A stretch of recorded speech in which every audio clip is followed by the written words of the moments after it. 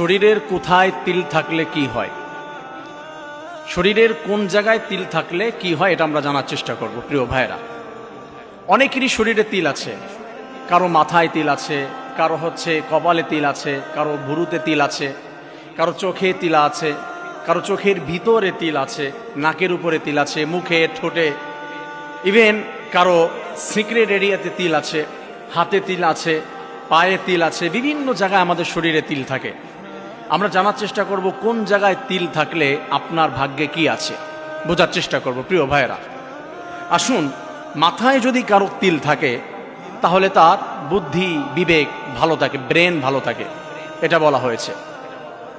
যদি কারো কপালে তিল থাকে তাহলে তার ভাগ্য অনেক ভালো, সে হয়তো অনেক ধনী হবে, এটা বলা হয়েছে।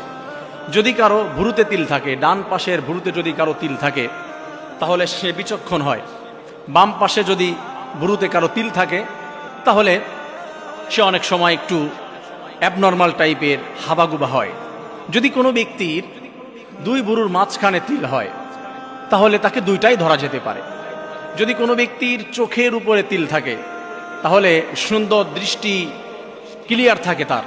যদি কারো চোখের ভিতরে তিল থাকে তাহলে সে ব্যক্তি সঠিক বিচার করতে সক্ষম হয়, অর্থাৎ সে দুই চোখে ভালো মন্দ এটা বুঝতে পারে, কোনটা সঠিক কোনটা বেঠিক তার জন্য, বা কোনো বিচার করতে গিয়ে সঠিকভাবে বিচার করতে পারে।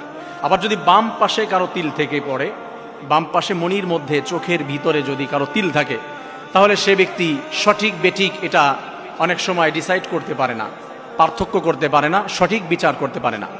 যদি কোনো ব্যক্তির নাকের উপরে তিল থাকে তাহলে সে ব্যক্তি সুন্দর যাচাই বাছাই করতে, অর্থাৎ অনেকের পছন্দ আছে ভালো না, যে একটা পছন্দ করেছে কেউ সেটা পছন্দ করে না।